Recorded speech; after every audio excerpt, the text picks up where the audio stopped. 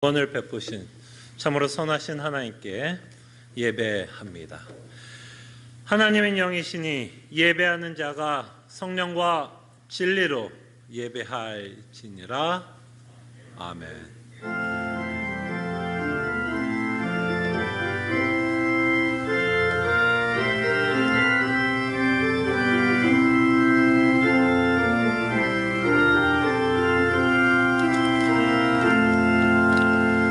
우리에게 믿음을 주시사 살아계신 예수 그리스도를 믿게 하시며 하나님의 영광을 바라보며 이 세상에 줄 수 없는 참된 위로와 기쁨을 맛보게 해주심에 감사드립니다. 주께서 베푸신 구원을 기억하며 하나님께 예배할 때에 하나님 우리 마음속에 참된 위로와 기쁨을 더욱더 채워주시옵소서. 이 시간 우리와 함께 하심에 감사하옵고 모든 기도 주 예수 그리스도의 이름으로 기도합나이다. 아멘. 함께 찬송가 35장 찬송합니다.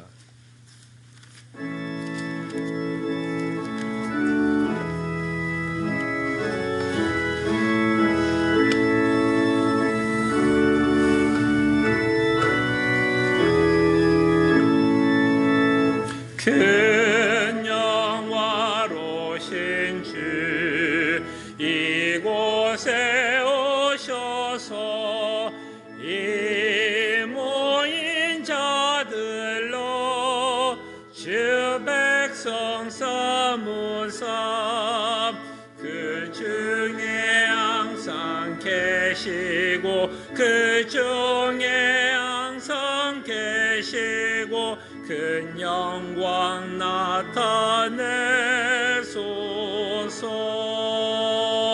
이 백성 기도와 또 예물 드림이 향내와 같으니 곧 받으옵소서.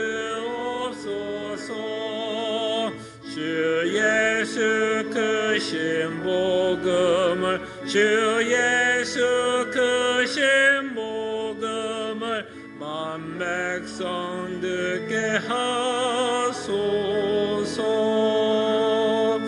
또 우리 자손들 다 주를 기리고 전성전돌같이 기나게 하소서. 주 구원하신 능력을 주 구원하신 능력을 늘 끝날까지 주소서. 주 믿는 맘이니 참 진리 지키며 옛 성도들같이 저청궁하다가 정국보좌 앞에서 저 정국보좌 앞에서 늘 찬송하게 하소서. 아멘.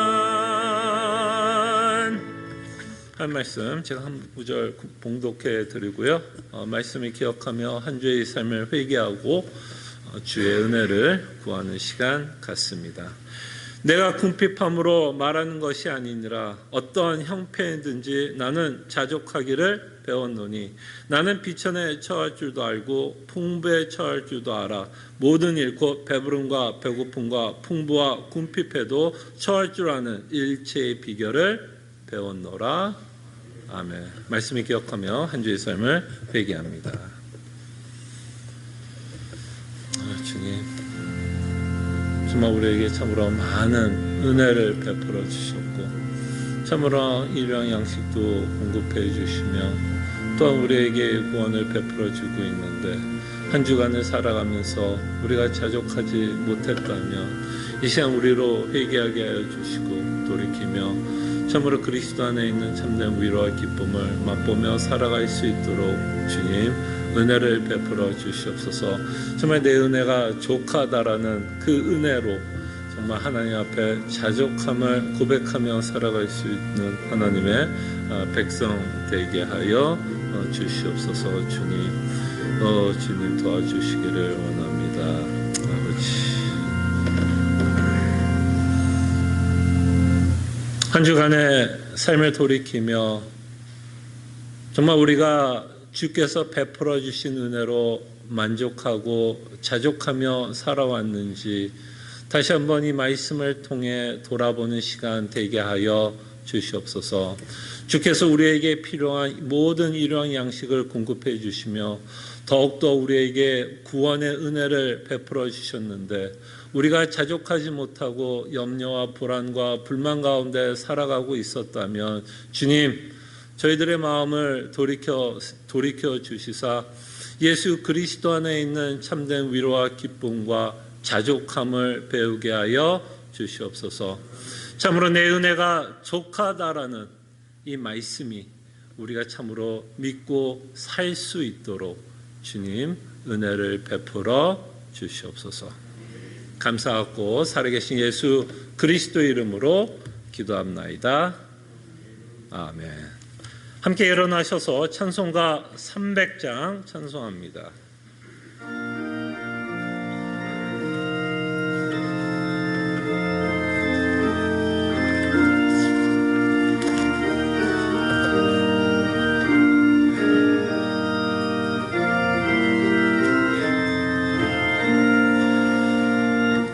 내 맘이 낙심되며 근심에 쌓일 때 주께서 내게 오사 위로해 주시네. 가는 길 캄캄하고 괴로움 많으나 주께서 함께하며 내 짐을 지시네. 그네가 내게 족하네. 그네가 족하네. 이 괴로운 세상 지날 때 그네가 족하네. 희망이 사라지고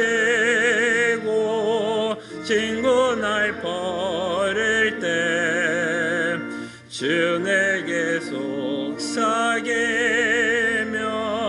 새 희망 주시네.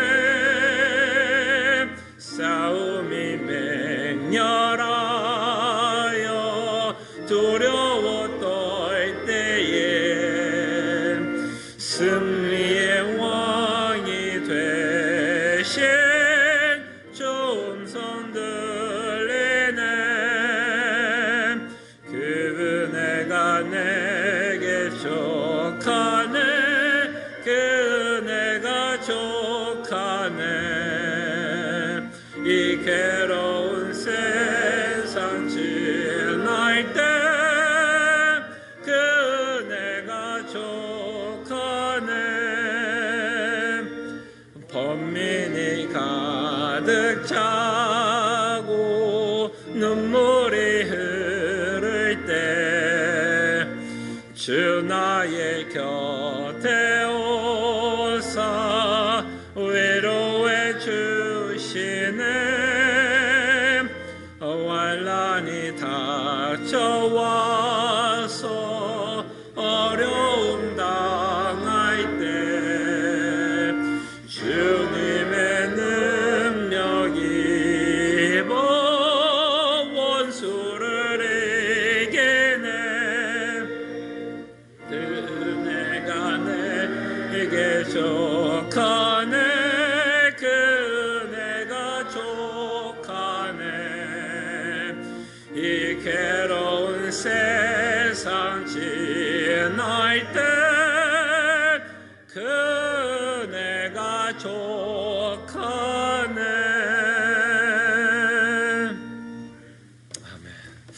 함께 교독합니다. 시편 121편입니다. 내가 산을 향하여 눈을 들리라.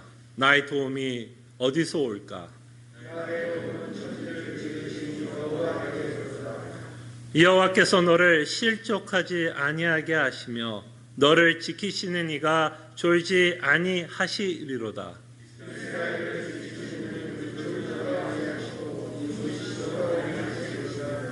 여호와는 너를 지키시는 이시라. 여호와께서 내 오른쪽에서 내 그늘이 되시나니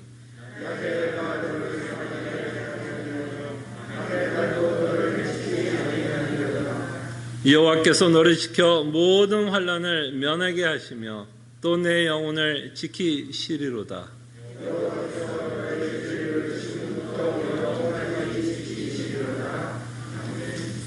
아멘.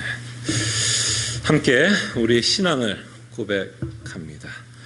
전능하사 천지를 만드신 하나님 아버지를 내가 믿사오며 그 외아들 우리 주 예수 그리스도를 믿사오니 이는 성령으로 잉태하사 동정조 마리에게 나시고 본디오 빌라도에게 고난을 받으사 십자가에 못 박혀 죽으시고 장사한 지 사흘 만에 죽은 자 가운데서 다시 살아나시며 하늘에 오르사 전능하신 하나님 우편에 앉아 계시다가 저로서 산 자와 죽은 자를 심판하러 오시리라.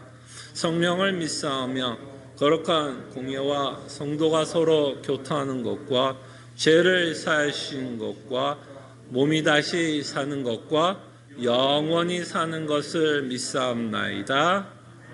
아멘. 자리에 앉으시겠습니다. 함께 찬송가 323장 찬송합니다.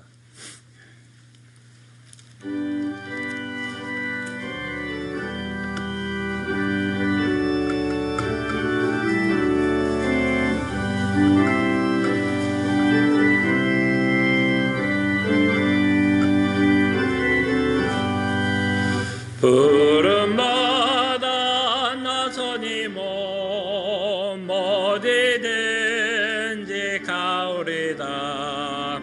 괴로우나 즐거우나 주만 따라 가오르는 어느 누가 막으릴까? 죽음인들 막으릴까? 어느 누가 막으릴까? 죽음인들 막으릴까? 아고골 잡힌들에도 복음 들고 가오리다. 소돔 같은 거리에도 사랑 안고 찾아가서 종의 몸에 지는 것도 아낌없이 드리리다. 종의 몸에 지는 것도 아낌없이 존귀 영광 모든 권세 주님 홀로 받으소서. 멸시전대 십자가는 내가 지고 가오리라. 이름 없이 빛도 없이 감사하며 섬기리다. 빛도 없이 감사하며 섬기리다. 아멘.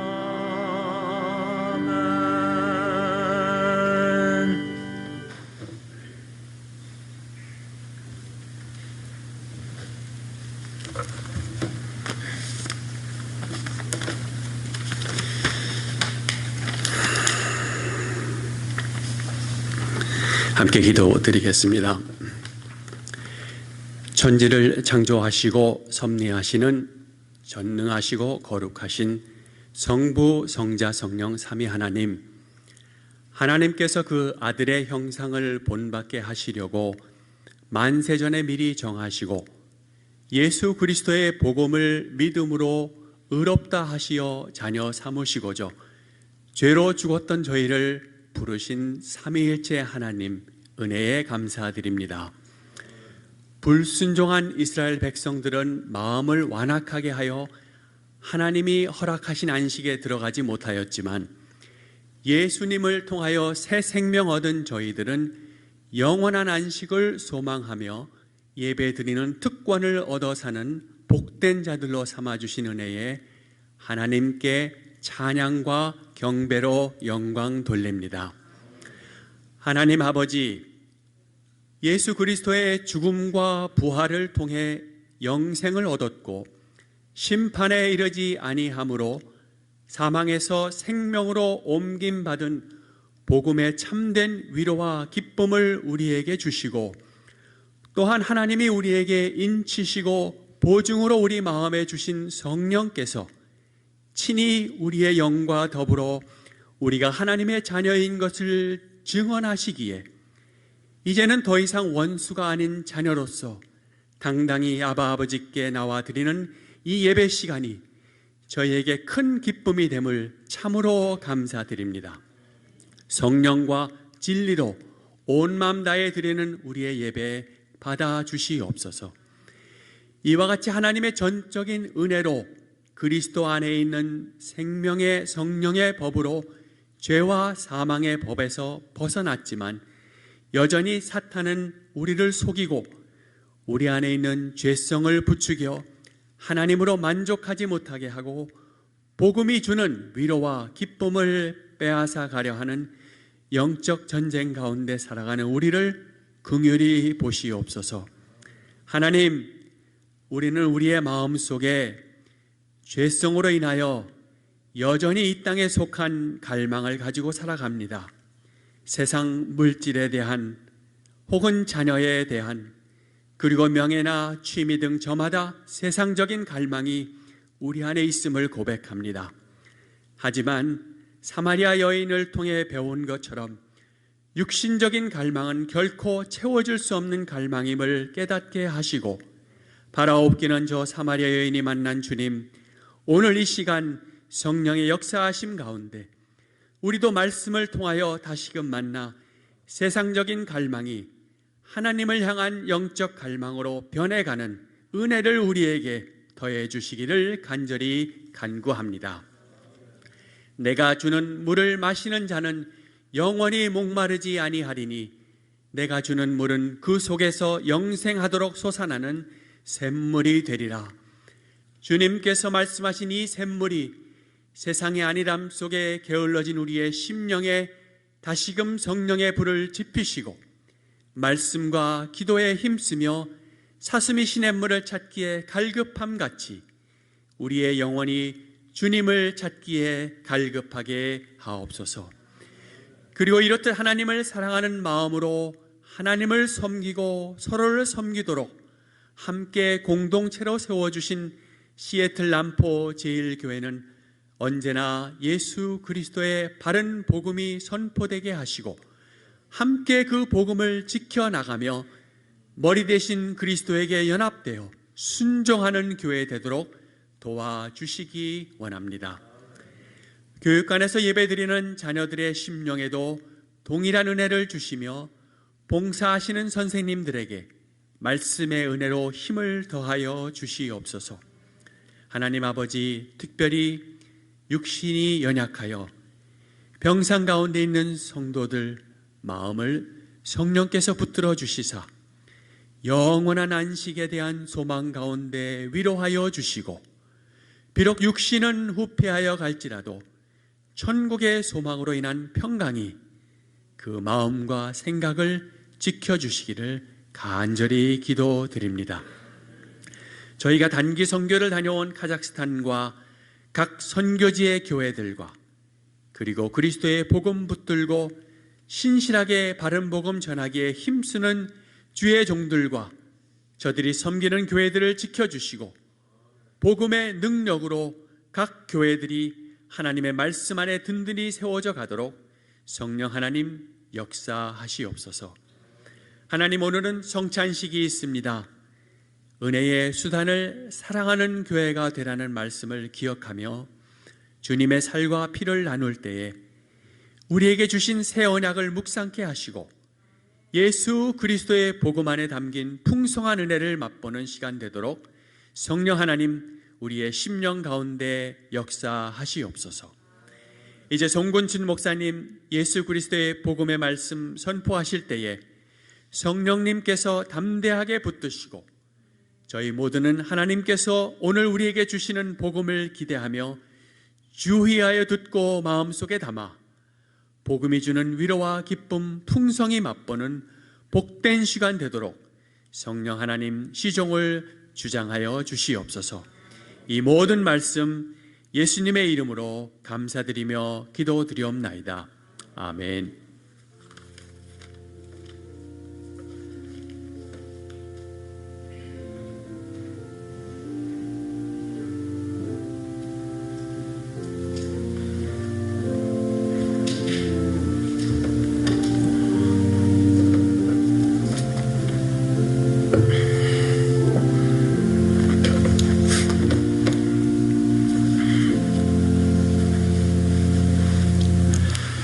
하나님의 말씀 사도행전 2장 1절에서 4절입니다.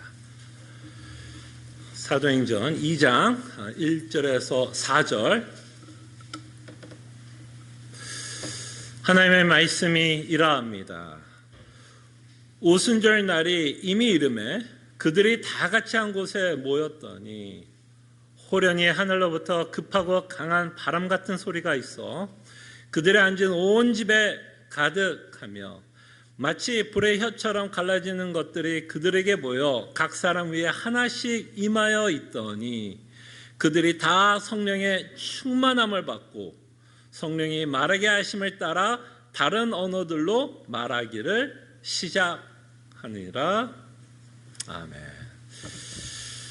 드디어 우리가 기다렸던 이제 사도행전 2장 살펴보게 되고 성령 하나님이 강림하고 있는 역사적인 사건을 기록하고 있는 내용을 저희들은 이제 2장을 통해서 본격적으로 살펴보게 됩니다.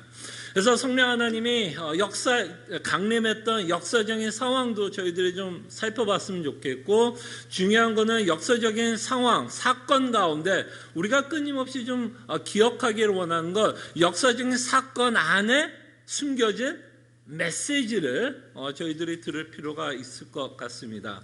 이렇게 성령 하나님의 강림하심과 함께 드디어 이제 사도행전에서 사도 베드로가 설교하고 있는 내용에 대해서도 저희들이 또 살펴보게 될 것이고, 이 사도 베드로가 선포했던 복음의 메시지로 인해서 사람들이 어떤 식으로 변하고 어떤 반응을 일으키는지를 저희들이 보게 될 것이고, 그 다음에 가장 중요한 예수 그리스도의 교회가 또 어떻게 탄생을 하게 되고, 그 교회 안에서 어떤 활동, 교회에서 어떤 모임으로 모여지고 있는지, 무엇을 하고 있는지를 저희들이 이제 2장을 통해서 저희들이 본격적으로 보게 됩니다. 그때 이제 2장부터는 예수님이 제자들에게 말씀하신 것처럼 성령이 너에게 임하면 어떤 권능이 일어나는지에 대한 기록이 되어 있는 이제 장이다라고 생각하시면 될 것 같습니다. 이제 2장부터는 물론 사람이 이제 하나님의 일을 하기 위해서 기록되어 있지만, 우리가 반드시 놓치지 말아야 할 것은 이 일을 가능케 하시는 분이 성령 하나님이시다라는 것을 놓치지 마시고 저희들이 계속해서 사도행전을 살펴보았으면 합니다. 자, 오늘 본문은 성령 하나님이 강림하고 있는 역사적인 현장을 기록하고 있습니다. 우리가 보기에는 굉장히 좀 자연적인 현상을 기록하고 있는 것 같습니다만, 사실 이런 자연적인 현상을 기록하는 것이 아니라 이 2장 1절에서 4절에 나와 있는 이 성령 하나님의 강림을 저희들이 바르게 이해하고 메시지를 받기 위해서는 이 내용들은 구약을 배경을 갖고 있다는 것을 기억해 주시기를 바랍니다. 자연적인 현상을 상황을 기록한 것이 아니라 구약의 배경을 가지고 성령 하나님이 이 강림하고 있는 모습을 우리에게 보여주고 있고, 구약의 배경으로 성령 하나님이 강림하시는 모습을 통해서 우리에게는 또다시 그리스도의 복음을 저희들에게 전하고 있다라는 것을 저희들이 보시기를 바랍니다.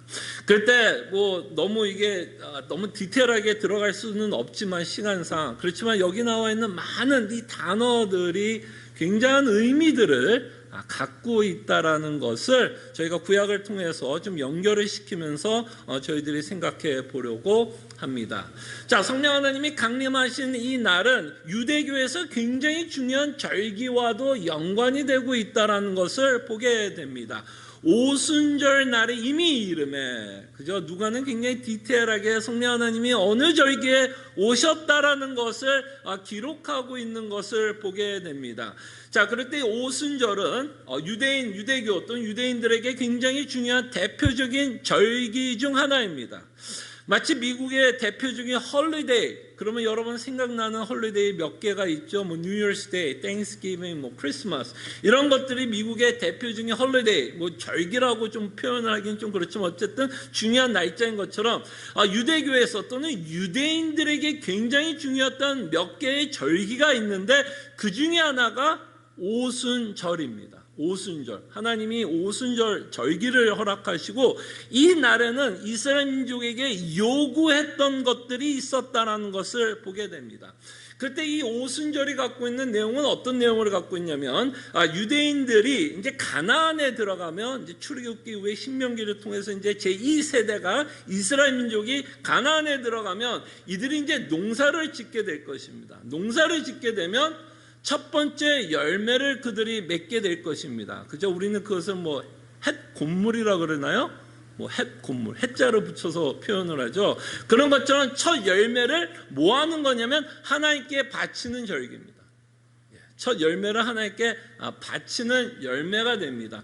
이렇게 첫 열매를 하나님께 바치는 절기를 통해서 하나님이 이스라엘 민족에게 요구하는 것이 있다면, 너희들이 이렇게 1년 동안 농사를 해서 곡물을 갖게 되고 열매를 갖게 된 것이 누구로 말미암아 이렇게 되었는지를 이들을 생각하게끔 하기 위해서, 이 1년 동안 이들이 농사를 하고 곡물, 어떤 열매를 맺어서 그들이 먹고 살 수 있게 됐다면 이 모든 일이 하나님의 은혜로 가능했다라는 것을 이스라엘 민족에게 끊임없이 주지시키기 위해서, 그들의 능으로, 그들의 능력으로 이런 열매를 맺은 게 아니라 철저한 하나님의 은혜로 이들이 이런 열매를 맺고 있었다라는 것을 이들로 하여금 깨닫게 하기 위해서 하나님이 이들에게 오순절을 허락하시고 하나님께 첫 번째 열매를 바치게 하셨습니다. 그럴 때 오순절의 핵심은 하나님이 이들에게 먹을 곡물을 수확하게 하셨다라는 메시지를 갖고 있는 기념하는 날입니다. 근데 이 오순절에 누가 오시고 있냐면 성령 하나님이 오시고 있다는 것을 보면 이 오순절 절기와도 어떤 연관이 있다는 것을 보게 됩니다. 그 오순절에 갖고 있는 어떤 메시지와 성령 하나님이 오시는 내용과 어떤 연관성이 있다는 것을 보게 됩니다. 그래서 성령 하나님을 통해서 어떤 일이 일어날 거냐면 수확하게 된다는 것을 우리에게 보여줄 것입니다. 성령 하나님으로 해서 수확하는 일이 벌어질 것이고, 그 열매, 성령 하나님으로 말미암아 어떤 열매를 이제 앞으로 계속해서 맺을 것을 우리에게 말씀하고 있습니다. 예수 그리스도의 복음을 믿을 모든 영혼들이 나타날 것을 우리에게 말씀합니다. 다시 말씀드리면 오순절 성령 하나님의 강림하셨다는 것은 예수님이 마치 뭐 한 거죠? 농사를 진 거죠. 무슨 농사? 구원의 농사. 그죠? 구원을 베풀기 위해서 이스라엘 민족이 1년 동안 수고해서 열매를 맺은 것처럼 이 예수 그리스도께서 우리에게 구원의 곡물을 주시기 위해서, 열매를 주기 위해서 열심히 농사를 지었다면 성령 하나님은 이제 그 농사한 거를 뭐 하는 걸까요? 수확하는 그 일이 임하고 있다는 것을 저희들은 이렇게 오순절 사건을 통해서 우리는 이것을 통해서 성령 하나님이 어떤 사역을 감당하고 있고, 우리가 이렇게 하나님을 믿게 되며 예수 그리스도의 구원의 길로 걷게 되는 이 일을 벌써 이 오순절이라는 절기를 통해서 이날에 성령 하나님이 오신 것을 통해서 우리에게 말씀하고 있다는 것을 이미 알 수 있습니다. 그리고 이렇게 오순절 성령 하나님이 오셨다라는 것은 이제부터 새로운 역사가 시작되는 날이다라는 것을 선포합니다. 새로운 역사라는 말은 이제 조금 히브리서를 여러분들이 좀 기억을 하셨으면 좋겠습니다. 히브리서에서는 끊임없이 무슨 이야기를 하냐면 대조를 이룹니다. 뭐를 대조하냐면 옛 언약과 새 언약을 대조하면서 무엇이 더 탁월하고 무엇이 더 우월한지를 말씀하는데, 당연히 그것은 새 언약이 옛 언약보다 더 우월하고 탁월하다라는 것을 우리에게 말씀합니다. 근데 여러분, 하나님이 이미 예레미야와 에스겔을 통해서 새 언약을 우리에게 약속하고 있는 내용을 보게 됩니다. 특별히 예레미야 31장 같은 경우는 히브리서에서 직접적으로 인용하고 있는 구절인 것을 저희들이 히브리서를 통해서 보았습니다. 기억나시죠? 기억 안 나도 그냥 끄덕해 주세요. 예, 그래서 히브리서 8장에서는 예레미야 31장을 인용하면서 새 언약이 반포될 것을 말씀합니다. 근데 이 새 언약이 반포되기 위해서는 뭐냐면, 예수님이 새 언약에 농사를 지었다라고 여러분 생각하시면 좋을 것 같아요. 새 언약을 우리에게 적용시키기 위해서 농사를 지었다면 그 새 언약, 예수님이 농사를 지었던 새 언약을 우리에게 적용시켜 주시는 분이 누가 되냐면 성령 하나님이 됩니다. 그게 바로 에스겔서 36장, 우리에게 새 마음과 하나님의 뭘 줄 거라고 약속하고 있냐면 하나님의 영을 우리에게 줄 거라고 말씀합니다. 그렇게 새 영을 주심으로써 우리에게 새 마음이 있고, 그 새 마음을 통해서 하나님이 우리에게 무엇을 새겨줄 것을 말씀하냐면 율법을 새겨줄 것을 말씀하십니다. 그래서 이제 이 새 언약 아래 살아가는 자들에게 이제는 하나님이 우리에게 주신 율법을 지킬 수 있게끔 하시겠다라고 이미 에스겔서를 통해서 우리에게 약속합니다. 자, 그럴 때 하나님이 약속하고 있는 우리 안에 율법을 새롭게 새긴 그 내용이 뭘까요, 여러분? 율법. 그때 여러분 구약의 전체를 생각할 수도 있지만 예수님이 오셔서 율법을 얼마나 간결하고 간단하고 담백하게 요약을 해주셨습니까? 예수님 말씀했던 최고의 율법이 뭐였죠? 하나님을 사랑하고 내 이웃을 내 자신과 같이 사랑하라는 것이 뭐라고? 그게 최고의 율법이다라고 말씀을 하셨습니다.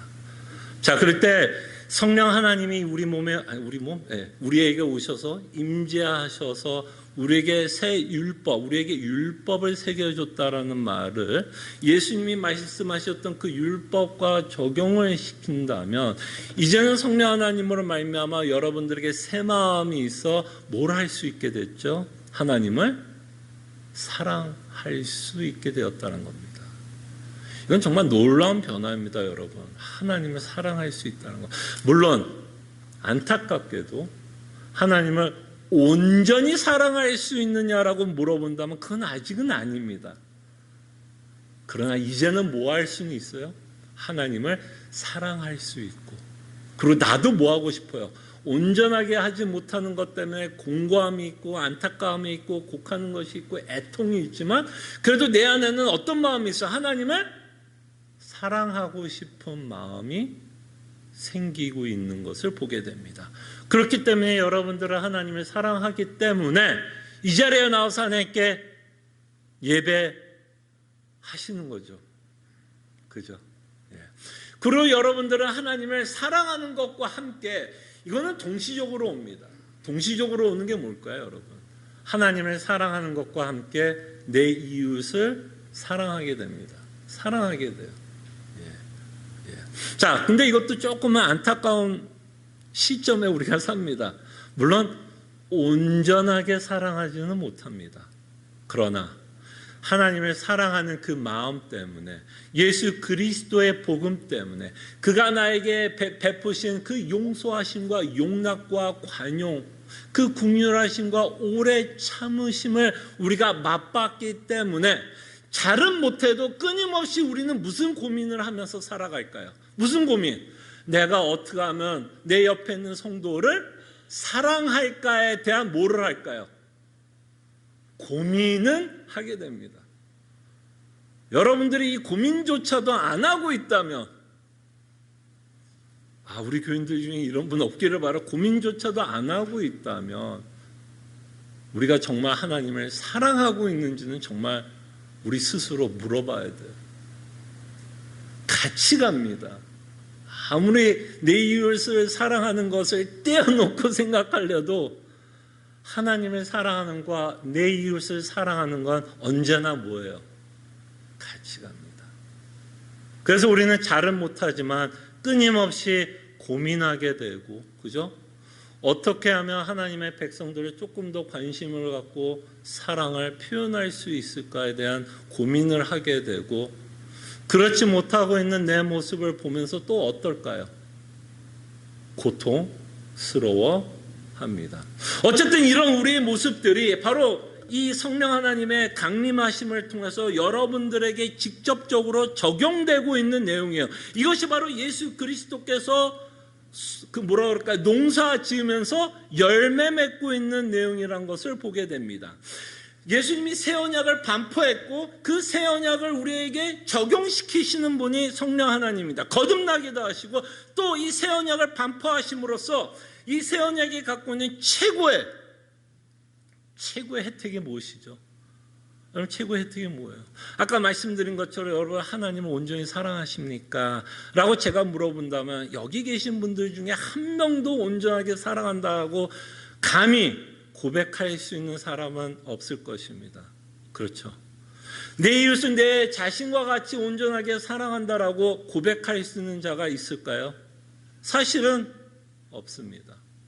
만약에 우리가 온전하게 하나님을 사랑하지 않고 내 이웃을 사랑하지 못한다면 사실은 우리는 여전히 뭐를 짓고 사는 거죠? 사실은 죄를 짓고 살아갑니다. 피할 수가 없어요, 여러분. 그렇기 때문에 여러분과 저에게 가장 필요한 언약이 있다면 새 언약입니다. 왜냐하면 새 언약이 우리에게 반포되고 적용되는 게 뭘까요, 여러분? 새 언약이 우리에게 주는 가장 큰 특権은 뭘까요? 하나님이 다시는 우리의 죄를 기억하지 않겠다. 얼마나 다행입니까? 여러분들이 하나님을 온전히 사랑하지 못했다는 걸 갖고 뒤끝 없겠다라고 말씀하시는 거예요. 그리고 내 이웃을 내 자신과 같이 사랑하지 못하는 우리의 모습을 보면서도 그것을 기억하지 않으실 것을 말씀하신다는 거죠. 그래서 우리는 성도로서 이 땅에 살아가고 있지만 여전히 우리에게 필요한 것은 새 언약입니다. 새 언약 없이는 여러분과 저도 똑같은 믿지 않는 자들과 똑같은 결과가 일어나요. 그죠?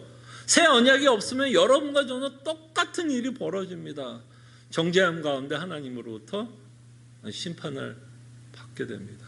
근데 새 언약이 뭐야? 방패죠, 방패. 심판을 막는 방패 역할을 하고 있다는 것을 저희들이 보게 됩니다. 그리고 또 다른 새로운 시작이 되고 있는데요. 구약의 이미지에서는 하나님의 임재 또는 성령의 충만함이 어떤 건물과 어떤 장소적으로 임재하고 있다는 것을 보게 됩니다.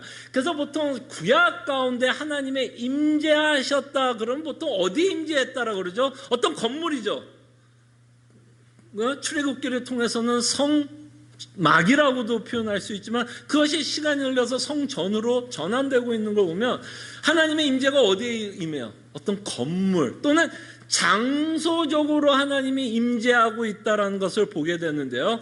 이 새 언약을 통해서 이 오순절 사건을 통해서는 이제 더 이상 장소적으로 하나님이 임재하는 것이 아니라 우리와 함께 임재합니다. 사람 가운데 함께 하신다라는 것이 시작되고 있다라는 것을 보게 됩니다. 그러니까 더 이상 뭐 이렇게 표현해도 될까요? 죄송한 표현 뭐 이렇게 조금 할 수 있죠. 더 이상 이런 예배당에서 하나님이 임재하신 게 아니라 우리 안에 하나님이 임재하십니다. 우리와 함께 임재합니다.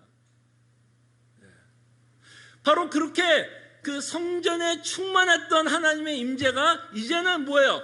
120명 모인 가운데 성령이 충만하고 있다는 것을 보게 됩니다. 2절에 보면 호련히 하늘로부터 급하고 강한 바람 같은 소리가 있어 그들이 앉은 온 집에 가득하며, 그 온 집에 가득했다라고 표현했을 때 누가는 이것을 어떻게 표현했어요? 성령의 충만한 가운데 있었다라고 말씀합니다.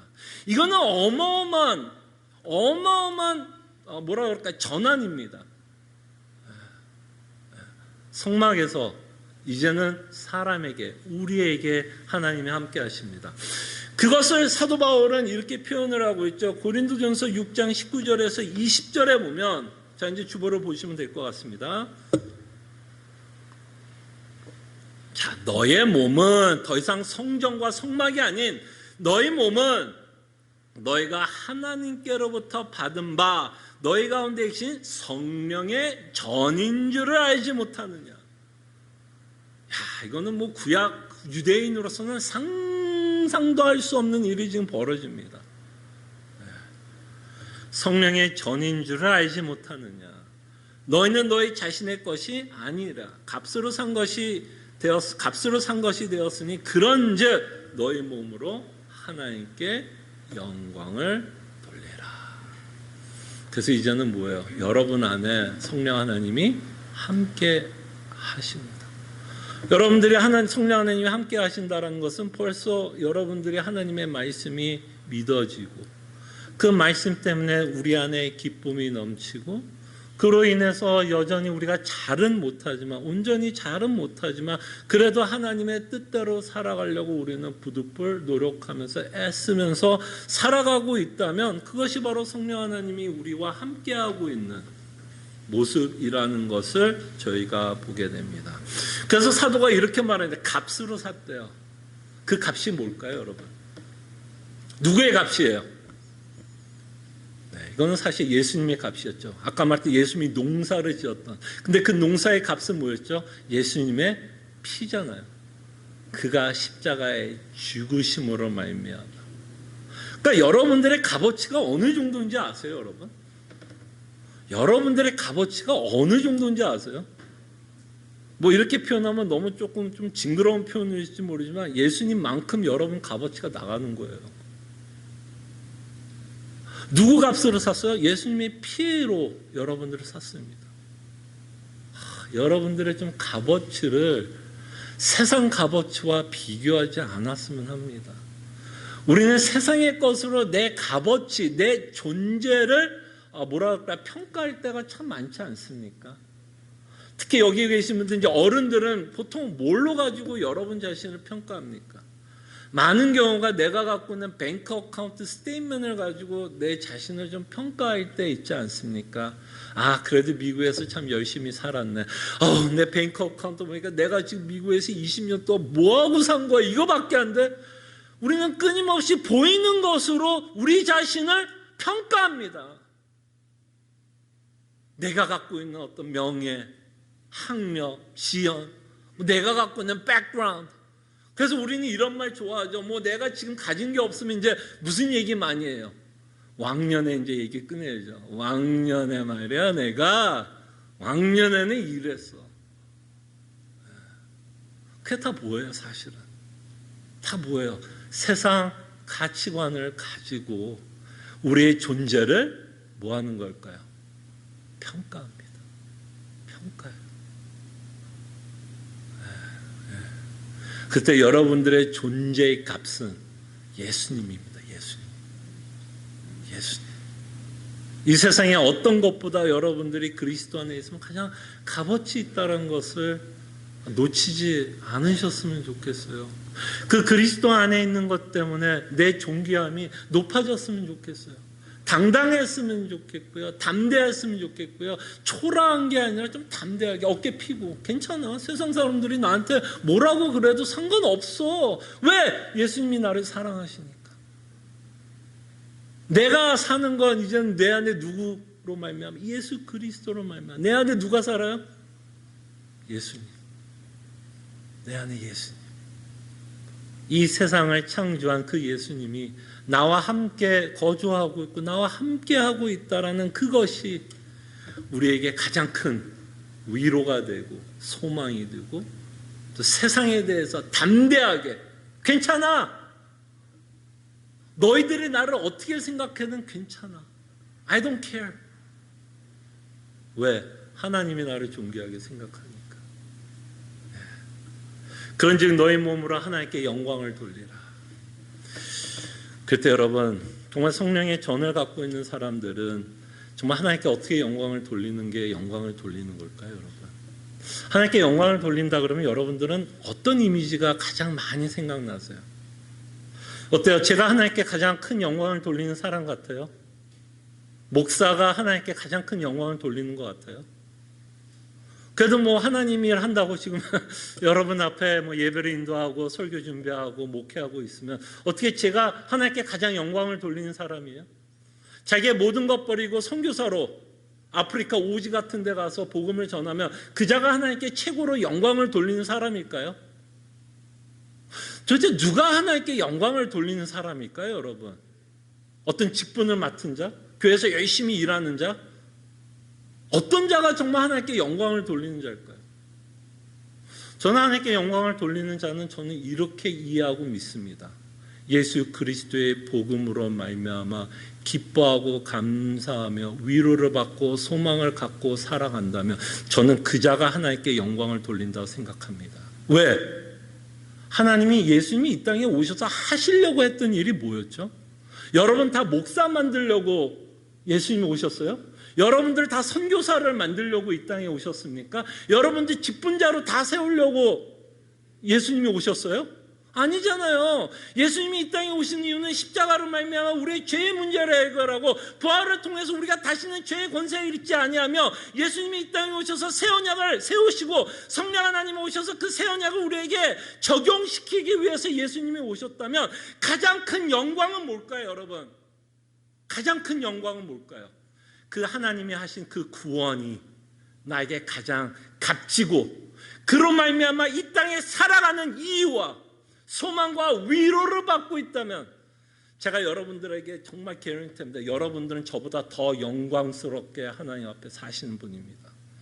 제가 말씀은 여러분들 앞에서 하나님께서 저에게 직분을 허락했고 은사를 허락했기 때문에 말씀을 여러분들에게 전하고 있을지 몰라도 여러분들이 정말 복음 안에서 그리스도 때문에 기쁨을 맛보고 어떤 상황 가운데서도 오늘 우리가 회개 기도했잖아요. 어떤 상황 가운데서 궁핍함과 비천한 가운데서도 내가 자족함을 배웠다라는 그 고백을 한다면 제가 개런티합니다. 여러분들이 하나님께 영광을 돌리는 자예요. 여러분들이 하나님께 영광을 돌리는 자입니다. 근데 그 영광을 맛본 자들이 또 어떻게 또 가만히만 있겠어요, 그죠? 이렇게 얘기하면 뭐 아무것도 할 게 없나? 아니죠. 그 영광을 맛본 자들은 당연히 예수님을 위해서 살겠죠. 어떻게 하든 그 좋으신 예수님을 전하고 싶고 내가 위로받고 있는 복음의 메시지를 그 복음이 필요한 자들에게 전하고 싶을 거고 예수님이 원하시는 그분을 닮기를 원하실 거고 그에게 충성하기를 원할 거고 그 영광을 바라보면서 기뻐하는 자들은 끊임없이 이 땅에 살면서 자기를 부인하고 십자가를 짊어지는 삶을 살기를 당연히 원할 것입니다. 원할 것입니다. 억지로 여러분 뭐 예수님 여러분에게 칼 갖다 대고 총 갖다 대면서 너 이렇게 한 사람 죽어 이런 게 아니라 정말 그 복음이 그게 너무나 좋기 때문에 너무나 감사해서 우린 뭐 하고 싶어요? 그에게 충성하고 그에게 순종하면서 살아가기를 원합니다. 원한다라는 게 굉장히 중요해요. 원한다라는 거죠.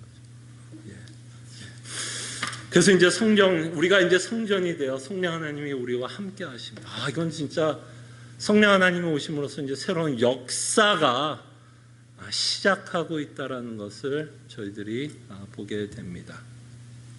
그래서 구약에 있었던 내용들이 이제 전환되고 있고 어떤 반전이 일어나고 있다는 것을 통해서 우리가 얼마나 성령 하나님으로부터 얼마나 큰 은혜와 복을 받고 있다는 것을 저희들은 이 오순절 사건을 통해서 보게 됩니다. 그리고 이제 이 성령 하나님이 오셨던 부분 내용을 이렇게 표현합니다. 강한 바람이 분다라고 표현합니다. 이것은 자연적인 현상이 아닙니다. 이 초자 무슨 바람, 무슨 우리가 생각하는 나가서 바람 많이 불었다. 그리고 뭐 시애틀에 오래 살다 보니까 여기서 가장 큰 해설 중에 하나가 바람인 것 같아요. 바람 불면 좀 무섭기는 하더라고요. 나무도 쓰러질 수 있고 나무가 쓰러지면 뭐 전기대 치면 뭐 전기도 나갈 수도 있고 그런 어떤 자연적인 현상이 아니라 이렇게 바람이 왔다라는 것을 통해서 우리에게 보여주고 싶은 이미지가 있습니다. 구약을 통해서 이 바람이라고 하는 이 단어가 어떤 단어로 번역이 되면 루하라는 단어로 번역이 되는데요. 이 루하라는 단어가 언제 쓰여지고 있는지 아십니까? 창세기 1장에 사용되고 있어요. 하나님이 이 세상을 창조할 때 그 신이 운행하고 있다라는 표현이 루하라는 단어로 표현합니다. 루하. 그러니까 사실은 하나님이 이 세상을 창조할 때 성부, 성자, 성령 하나님이 다 계셨어요. 우리는 창조하면 누구에 굉장히 집중을 하면서 생각하면 성부를 더 집중하면서 생각하지만 이 세상을 창조할 때는 성부 하나님뿐만 아니라 성령 하나님, 루하, 바람처럼 운행하고 있었다는 걸 보게 되고 히브리서 1장을 통해서도 이 세상을 누가 창조했다고 그러세요? 예수 그리스도께서 창조하셨다고 말씀합니다. 성부, 성자, 성령 하나님이 창조의 사건에 다 개입하고 있었다는 것을 우리가 보게 되는데 이 루하라는 단어를 통해서 아마 유대인들은 이 단어를 보면서 루하, 바람이라는 단어를 통해서 이들은 뭔가를 연상했을 겁니다. 우리는 바람하면 아까 말했던 시애틀은 바람이 참 많이 부는 거를 연상할지 몰라도 유대인들이 누가가 이렇게 바람으로 강한 바람처럼 성령 하나님이 오셨다 그러면 이들은 누구를 언제를 연상하게 되냐면 창조의 사건을 연상하게 됐을 겁니다. 루하, 바람처럼 오신 성령 하나님을 이들은 연상했을 겁니다. 자, 이렇게 루하라는 단어와 창조의 사건과 연관이 되면서 우리에게 또 전하고 싶은 메시지가 있죠. 이 성령 하나님이 오심으로써 창조의 사건이 일어날 것을 우리에게 말씀합니다. 창조의 사건. 다시 말씀드리면 어떤 사건? 이건 좀 재창조라는 단어를 쓰겠습니다. 재창조. 또는 사도 요한이 쓰는 언어로 쓴다면 이 창조의 사건 또는 재창조의 사건을 우리는 사도 요한의 언어로 표현하면 어떤 일이 벌어질까요? 거듭나는 니고데모, 요한복음 3장에 나오는 성령 하나님으로 말미암아 거듭나는 사건을 지금 이렇게 강한 바람으로 왔다라는 표현을 통해서 성령 하나님이 무엇을 할 것인가를 우리에게 말씀합니다. 우리를 중생시킬 것, 거듭나게 할 것을 우리에게 말씀하고 있다라는 것을 저희들이 보게 됩니다. 그래서 사실 제가 여러분들에게 사도행전을 통해서 2장에 있는 내용을 왜 강조를 하고 싶으냐면 저는 어디에 포커스를 두고 싶으면 하나님께서 포커스를 두고 싶은 거예요. 사도행전의 가장 큰 핵심 인물은 성령 하나님이시지. 그리고 그 일을 감당하는 사람들이 있었던 거지. 그죠? 그럴 때 중심은 끊임없이 성령 하나님이었다라는 것을 저희들이 보게 됩니다. 그리고 이 성령 하나님이 강림하시는 표현 중에 하나가 불의 혀로 표현하고 있는 것을 보게 됩니다. 불. 이 당시에 이 광경을 봤으면 어땠을까 싶어요. 여러분 혹시 불쇼 보신 적 있어요? 불쇼? 여러분 혹시 하와이 같은 데 가서 혹시 불쇼 보신 적 있어요? 이렇게 이거 좀 이렇게 좀 웃자고 하는 표정에 여러분들은 너무 진지하게 그냥 어쨌든 불쇼 이렇게 막 하면 막 이렇게 알겠습니다. 자, 계속 진도 나갈게요. 불의 혀, 불의 혀, 불로 표현하고 있다는 것도 참 우리에게 많은 이미지를 상상하게 한다라는 것을 보게 됩니다. 불의 혀로 표현하고 있는데요. 이 불하면 성령 하나님이 불같이 오셨다라고 했을 때 아마 이 본문을 갖고 이제 이야기하는 것 같은데 이 불이라는 단어를 통해서 우리에게 어떤 이미지를 던져주는 것 같아요. 마치 여러분 불하면 좀 생각나는 구약의 이미지하면 불하면 어디가 어떤 사건이 가장 좀 기억나는 사건 있지 않으세요? 출애굽기 하면 불하면 좀 생각나는 불 기둥. 그 하나님의 백성들을 인도했던 불기둥. 그 밤의 불기둥. 그럴 때 그 불기둥이 갖고 있었던 여러 가지 기능이 있었겠죠. 근데 불하면 이 당시에 불의 역할 중에 하나 생각하면 한 두 가지로 우리가 생각할 수 있을 것 같아요. 이 불의 역할 중에 하나가 뭐였을까? 이 당시에는 뭐야? 밤에 비치는 플래시라이트죠. 생각해봐요. 불기둥이 없었다고 생각해보세요. 이스라엘 민족이 광야에서 불기둥이 없었다면 어느 상태에 있었을까요? 그들은 그냥 밤에는 완전 칠흑 상태에서 그냥 밤을 보내지 않았겠습니까? 근데 불기둥이 함께 하심으로 뭔가 밝혀지고 있다는 것을 보여줍니다. 어둠을 밝혀주고 있는 이 불, 조명하고 있는, 그죠? 조명하고 있다는 것을 보게 됩니다. 그래서 이 불의 혀를 통해서 우리에게 보여주려고 하는 이미지가 있습니다. 성령 하나님의 사역의 이미지를 보여주는데 이 성령 하나님이 조명을 하실 것을 우리에게 말씀합니다. 뭐를 조명할까요, 여러분? 조명한다면 뭐를 조명하냐면 예수 그리스도께서 제자들에게 가르쳤던 그 말씀을 뭐할까? 이제 조명하게 됩니다. 밝혀준다란 말이죠. 그 밝혀준다란 말은 어떤 의미예요? 이제는 이 성령 하나님으로 말미암아 예수 그리스도께서 우리에게 가르쳤던 그 말씀이 갖고 있는 진짜 의미, 그죠? 진짜 의미, 그 복음이 갖고 있는 진짜 의미, 참 의미를 이제 성령 하나님으로 말미암아 조명하게 하시고 깨닫게 된다라는 것을 저희들이 보게 됩니다. 자, 그럴 때 우리가 이 성령 하나님의 가장 큰 사역 중에 하나가 이제 성령 예수 그리스도께서 진리를 우리로 깨닫게 하시고 조명하신다 그러면 사실 여러분 재미나는 건 이제 사도행전에 보면 사실은 성령 하나님에 대한 이야기보다는 누구 이야기가 더 많을 것 같아요. 제가 성령 하나님 하면 굉장히 성령 하나님에 대한 이야기가 사도행전에 많이 기록될 거라고 생각하죠. 그러나 이들이 설교할 때는 누구 얘기할까요? 예수님 이야기합니다. 예수님. 그러니까 성령 하나님이 하는 사역이 뭘까요? 여러분 혹시 연극 같은 거, 콘서트, 보신 적 있으세요? 연극 같은 거 보면 이제 가끔 가다 이제 주인공이 독백을 할 때 있으면, 독백이 뭔지 알죠? 혼자 뭔가를 얘기하고 뭔가 주인공이 스팟라이트를 받을 때 뭐예요?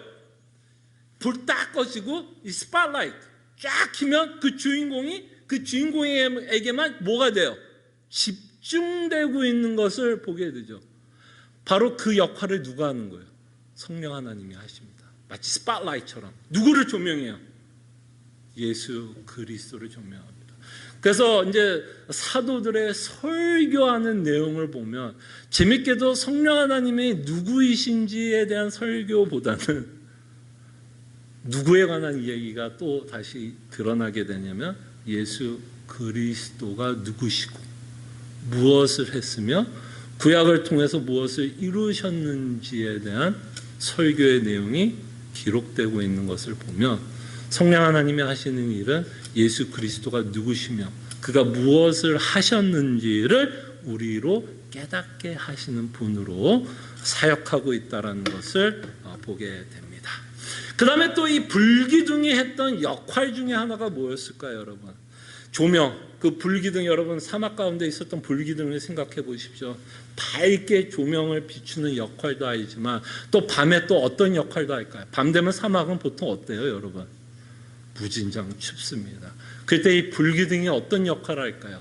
그곳을 따뜻하게 데펴주는 히터와 같은 역할을 하게 됩니다.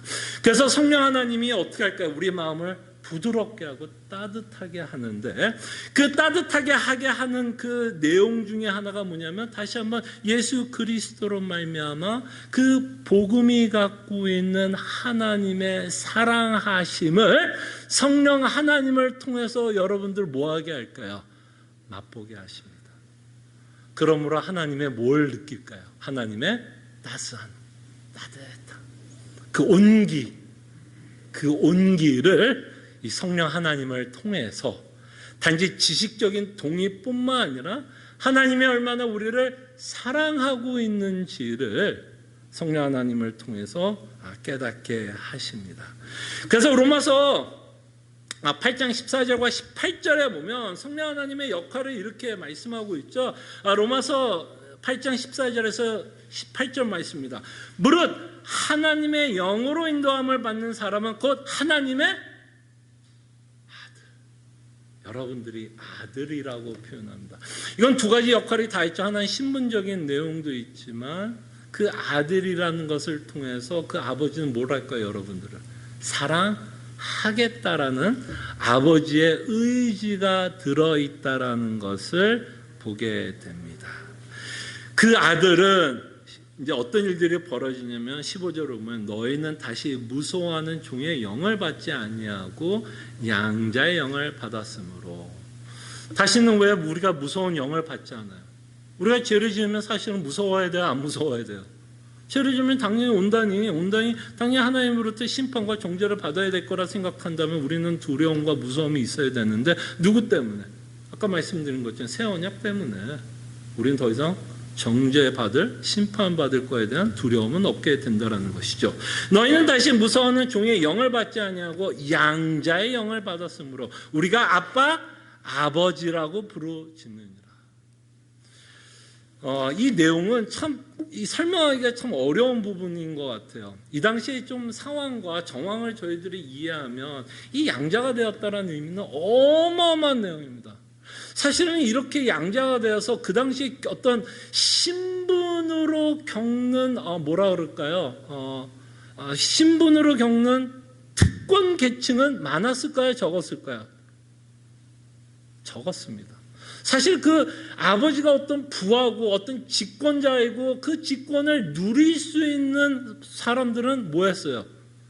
굉장히 소수였고 대부분의 사람들은 서민으로 불공평한 대우를 받고 살아갔습니다. 특별히 어떤 자들이 불공평하게 대우를 받았을까요? 그나마 남자였으면 신분이 대단하지 않더라도 그나마 좀 낫다면 뭘로 태어났으면 더 인간 취급 못 받는 상황이 됐을까요?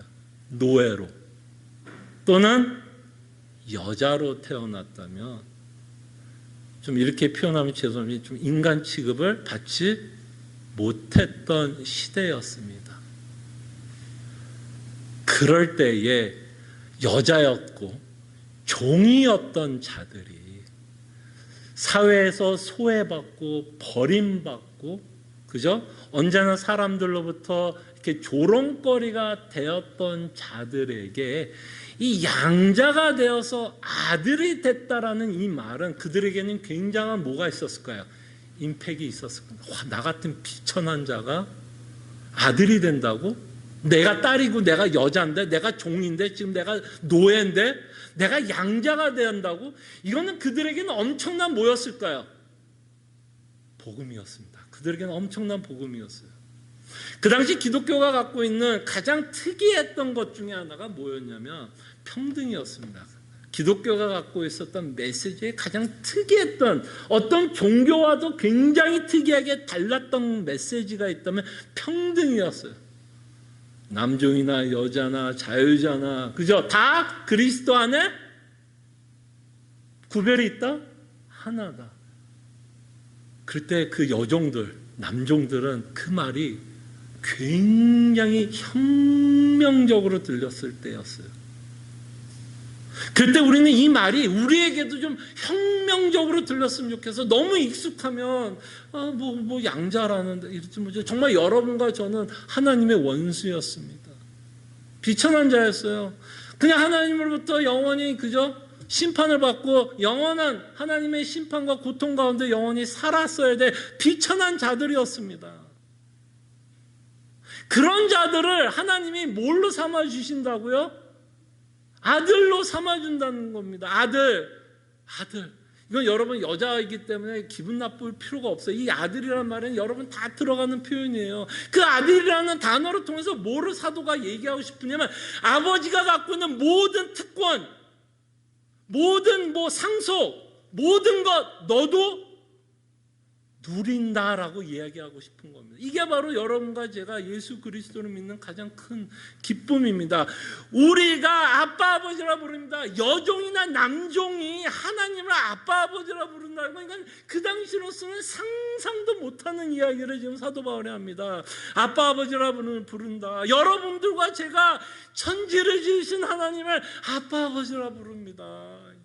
대단한 자리예요, 여러분. 무엇이 여러분들의 마음을 빼앗아요? 이 천지를 지으신 하나님을 여러분들이 아빠 아버지라고 부르면서 사는데 무엇이 여러분들을 슬프게 하고 무엇이 여러분들을 초라하게 만들고 무엇이 여러분들을 불안하게 만들고 무엇이 여러분들을 답답하게 하십니까? 천지를 지으신 하나님이 내 아빠 아버지인데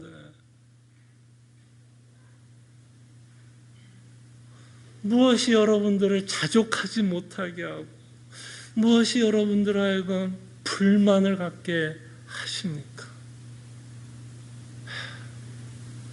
정말 하나님의 이 따뜻한 마음, 정말 우리를 사랑해서 우리를 양자 삼으시는 이 하나님의 놀라운 말씀에 우리가 혹시 강박해졌든지 아니면 이 말씀이 너무 익숙해서 그냥 한쪽 귀로 흘러버리지 않았으면 좋겠습니다.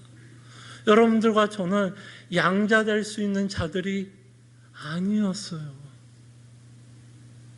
아니었습니다.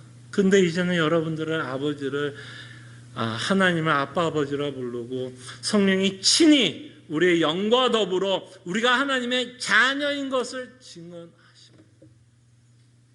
그래서 17절에 뭐라 그래요? 자녀임은 또한 상속자. 곧 하나님의 상속자요. 그리스도와 함께한 상속자니 우리가 그와 함께 영광을 받는다. 물론 그 다음 구절은 조금 더 생각해야 되는 구절이기는 해요. 이거는 이제 그 영광은 우리가 이제 소위 말하는 4, 5세기에 들어가든지 죽음 후의 상태 또는 예수님이 재림 후에 우리의 영광을 받는 내용일 수도 있어요. 그러나 이 땅은 뭐예요? 예수님과 함께 고난도 받기는 합니다. 그렇지만 그 고난이 여러분들의 신분을 바꾸지는 않아요. 근데 우리는 많은 경우에 이 고난이 우리의 신분이 바뀐다고 생각을 하는 것 같아요. 더 이상 내가 하나님의 자녀가 아닌가? 하나님을 날 미워해서 고난을 허락하는구나. 하나님이 나를 사랑한다면 어떻게 이런 일을 나에게 줄 수 있어? 라고 우리는 하나님을 오해하는데요. 그렇지 않습니다. 하나님이 우리에게 고난을 주신다면 거기에는 또 다른 이유가 있습니다. 그 선하심이 있고요. 우리에게 무엇을 가르쳐 주기 위한 어떠한 섭리가 있습니다. 고난이 있는다고 해서 여러분들의 신분은 절대로 변하지 않습니다. 오히려 이 고난 가운데 우리는 아빠 아버지를 모아야 될까요? 더 붙잡고 더 의지하고 그분만이 나의 힘이니까 그분만이 나를 위로할 수 있으니까 그분만이 나에게 소망과 기쁨을 줄 수 있고 그분만이 나에게 감사함을 줄 수 있기 때문에 우리는 뭐예요? 우리는 뭐예요? 이분만을 붙잡고 갑니다. 그때 여러분 제가 이렇게 표현해 볼게요. 만약에 여러분들이 하나님을 오해를 해서 좀 기분이 나쁘다고 합시다. 지금 여기 계신 분들 그럴 리가 없을 수도 있지만 그러면 제가 이렇게 물어볼게요. 만약에 여러분들이 하나님을 떠나신다면 어디로 가시겠습니까? 그래요. 하나님이 여러분들에게 고난을 주셨다고 합시다. 그래서 나 하나님 싫어.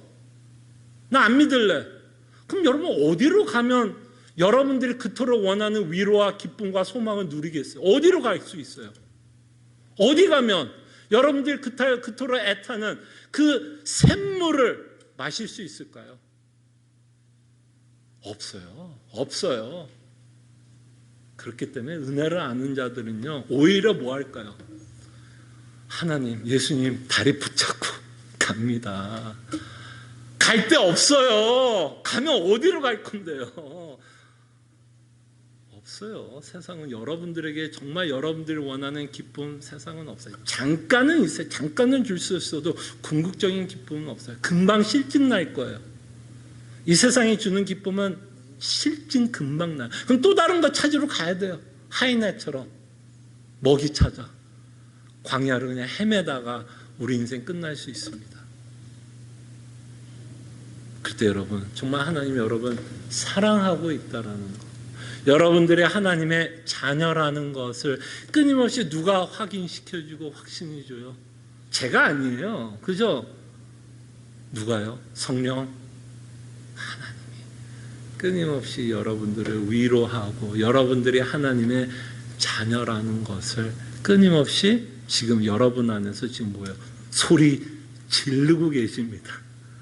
그 지르고 있는 소리를 여러분들이 기분 나쁜 것 때문에 한쪽 귀를 듣고 한쪽 귀를 흘러버리지 마시고, 정말 하나님이 나를 사랑하고 있구나, 그 불의 혀 따뜻한 온기를 맛보시기를 바랍니다. 기도하죠.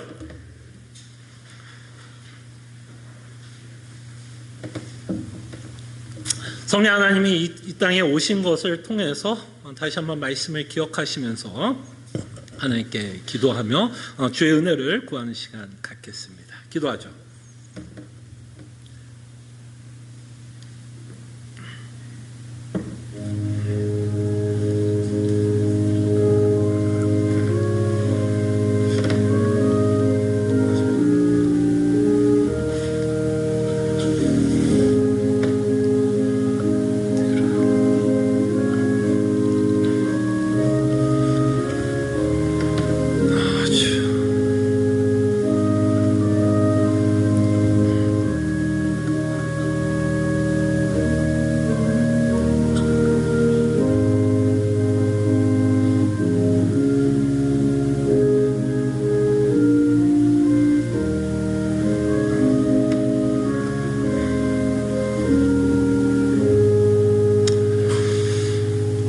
참으로 고마우신 하나님, 우리가 믿을 수 있도록 성령 하나님을 보내주시고 성령 하나님을 통해서 우리가 마땅히 믿어야 할 예수 그리스도와 복음을 믿게 하심에 감사합니다.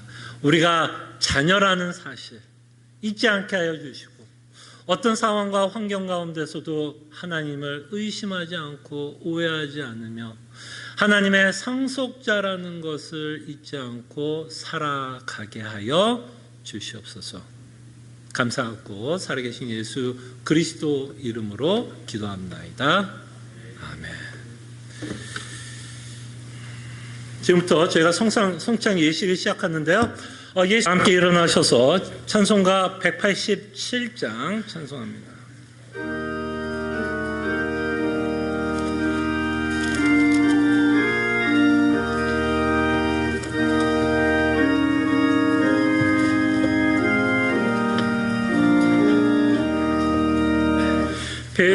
비둘기 같이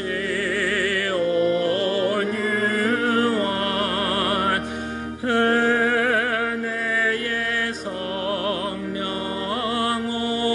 오셔서 거친 맘 어루만지사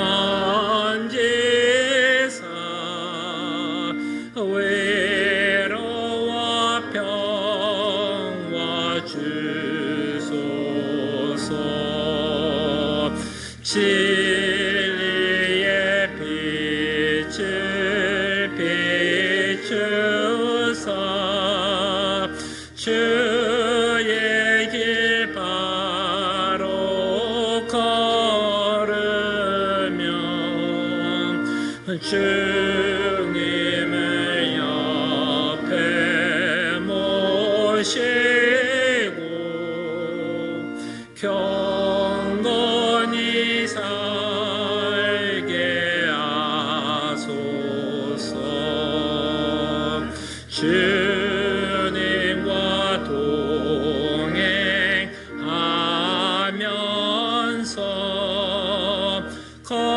거룩한 길로 행하며 진리의 예수 붙잡고 길 잃지 않게 하소서. 연약한 나를 도우사 하나님 나라 이르러 주님의 품에 안기는 영원한 안식 주소서.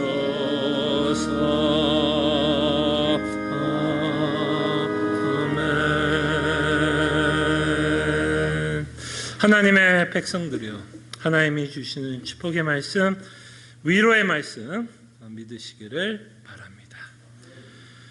소망의 하나님이 모든 기쁨과 평강을 믿음 안에서 너희에게 충만하게 하사 성령의 능력으로 소망이 넘치게 하시기를 원하노라. 아멘. 주님, 정말 주님의 따뜻한 말 맛보게 하여 주시옵소서. 주님의 온기를 맛볼 수 있도록 주님 은혜를 베풀어 주시옵소서. 주님, 주여 도와주시옵소서.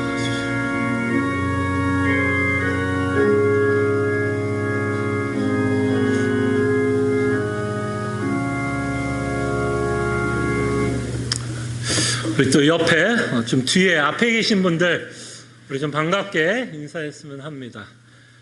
함께 이렇게 여러분들의 얼굴과 얼굴을 맞대면서 또 함께 예배해서 너무 좋고요. 감사하게 생각합니다. 몇 가지 교회 소식 알려드립니다. 수요 성경 공부 고백서 33장 최후 심판, 이제 이것이 이제 저희가 고백서 마지막으로 좀 저희들이 살펴볼 건데요. 이번 주에 끝날지 조금 더 할지는 제가 조금 준비를 하면서 진도는 좀 조절이 될 것 같은데요. 그렇지만 여러분들에게 말씀드리고 싶은 건 이제 진짜 곧 고백서가 끝난다라는 걸 말씀을 드리고, 아마 고백서가 끝나면 저희들이 또 새로운 또 교리 말씀을 가지고 저희들이 또 함께 또 하나님의 말씀을 배우는 시간을 갖겠습니다. 그리고 토요일마다 저희들이 새벽 기도회 있습니다. 여러분 같이 또 새벽 기도에 오셔서 하나님 말씀을 듣고 또 말씀을 토대로 또 하나님께 기도하는 시간 가졌으면 좋겠고요. 오늘 또 오후 2시 북클럽 갔습니다. 참신앙과 참 거짓이라는 책을 가지고 저희들이 생각을 하는데요. 혹시 못 읽어보신 분들은 오늘은 12장을 좀 중심으로 여러분들과 함께 좀 나누려고 합니다. 그래서 혹시 못 읽으신 분들은 12장만이라도 읽고 들어오시면 좋을 것 같고요. 이 책을 가지고 다시 한번 우리에게 큰 도전이 있었으면 좋겠고, 서로를 향한 격려와 위로가 있고, 또 우리의 신앙을 다시 한번 좀 점검해보는 시간을 가졌으면 합니다. 지난주에 말씀드린 것처럼 말씀 집회가 준비되고 있습니다. 코로나 시대의 성경적 교회론, 아마 여러분들이 단톡방을 보셨으면 이미 포스터는 보셨을 거라고 생각이 들고요. 많은 화두가 됩니다. 새로운 좀 시대에 우리가 살고 있는 것 같아요. 교회가 처음 역사 가운데는 역병이 있었지만 우리가 살고 있는 시대는 역병이 없는 시대에 살고 있어서 이런 좀 뭐라 그럴까요? 좀 새로운 시대에 우리가 좀 살고 있는 건 사실인 것 같아요. 그럴 때 이제 교회에게도 여러 도전들이 좀 생기는 것 같습니다. 그럴 때 이제 우리가 성경 안에서 과연 하나님이 원하는 교회 또는 예수님이 원하는 교회가 어떤 교회인지를 저희들이 좀 고민해 보는 시간을 가졌으면 합니다. 여러분 계속해서 위하여 좀 생각해 주시고 기도해 주시면 감사하겠고요.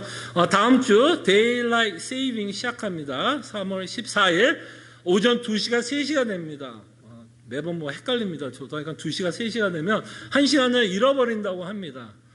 그렇지만 여러분들은 저와 같이 이러면 돼요. 그냥 여러분들이 갖고 있는 전화기에 의존하시면 돼요. 아시겠죠? 저도 전화기 보면서 움직입니다. 이게 몇 시인지 저 시인지 따질 필요 없어요. 그냥 아침에 깨서 전화기 보는 대로 그 시간대로 움직이시면 돼요. 그래서 다음 주에 차질 없이 또 하나님께 나와서 또 함께 또 공예배로 하나님께 예배했으면 합니다. 감사합니다.